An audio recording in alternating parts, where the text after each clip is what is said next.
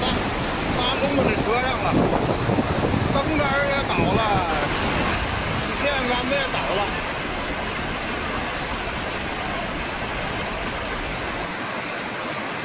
Beijing, China, July 28, 2025. Beijing, the heart of China, woke up to a nightmare. Bridges collapsed under roaring torrents. Buses were swept away like dry leaves. Hundreds vanished in a single night. Torrential rain turned the capital into a chaotic ocean of water. Cries for help echoed through darkness and thunder. This was no longer just rain. This was a disaster unseen in modern history. The bustling streets of Beijing have become raging rivers, sweeping away everything in their path. Concrete bridges weighing hundreds of tons snapped in seconds. Cars, buses, even cargo trucks were lifted, spun like toys, and swallowed by the whirlpools. On rooftops, hundreds of residents clung to antennas, screaming for loved ones in despair.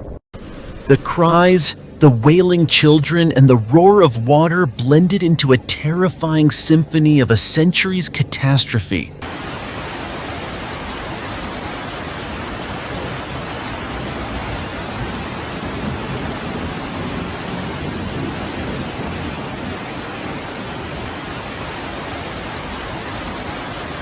Since the weekend, relentless downpours have submerged northern China, Beijing, Hebei, and surrounding provinces in floodwater.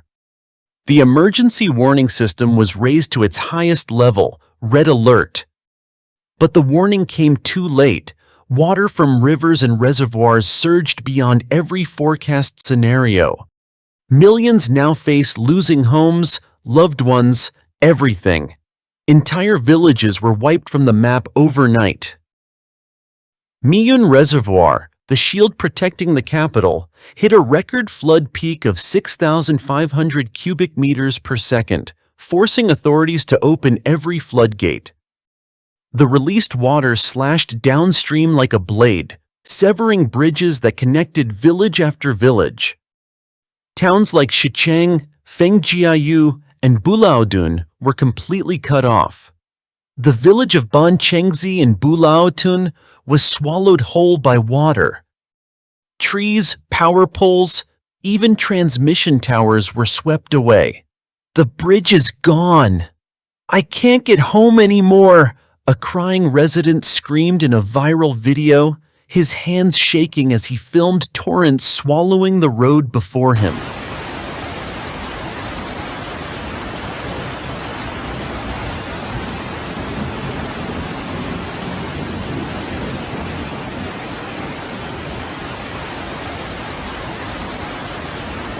In Huairou, the scene was no better.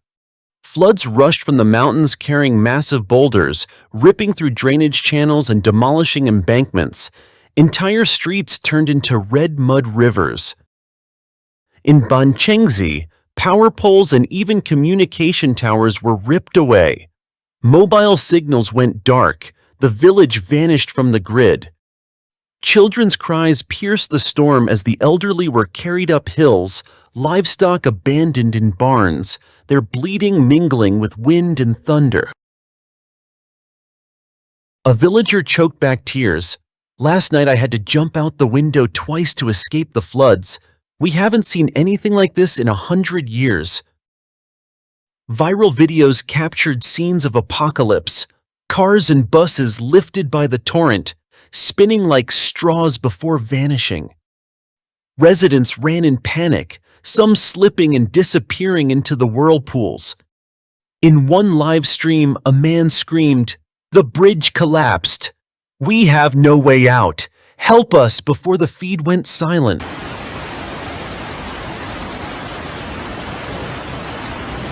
In just 2 days, July 26th and 27th, at least 31 rivers across Beijing, Hebei, Inner Mongolia, Shanxi, Yunnan, and Xinjiang exceeded warning levels. The Haihai River, the lifeline for Beijing, Tianjin, Hebei surged suddenly. Tributaries like Chaohe, Baihai, and Nanyang roared in unison, breaking embankments and wiping out riverside villages. The most feared was the Luanhe River. China's Water Resources Ministry declared it the nation's first numbered flood of 2025, warning of massive levee breaches. Panjiakou Reservoir in Hebei recorded flows of 4,000 cubic meters per second, the highest in history.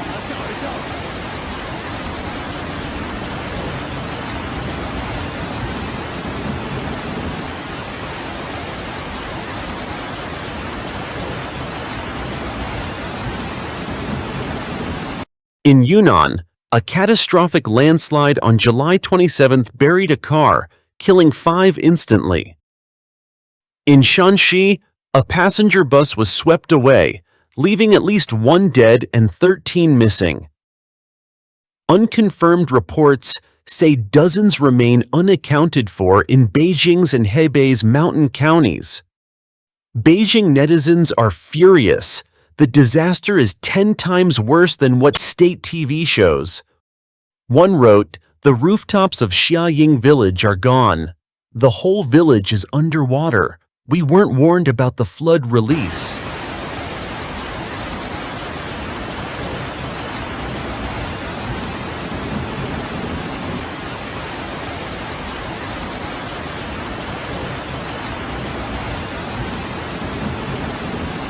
The Beijing Meteorological Bureau has issued another red alert. From 8 p.m. July 28th to 7 a.m. July 29th, rainfall could exceed 300 millimeters in just 6 hours. The risk of flash floods, landslides, and secondary mud rock flows in mountain areas is extreme. Low-lying areas are expected to suffer severe inundation. But with hundreds of villages already isolated, the urgent question is, how can rescuers reach them before it's too late?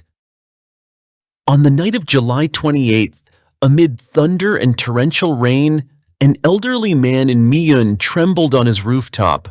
"I've lived here my whole life, but I've never seen Beijing like this. We have nothing left." Rescue teams swept the darkness with flashlights, searching for signs of life. Through the dense black, voices still echoed, "Is anyone still alive?"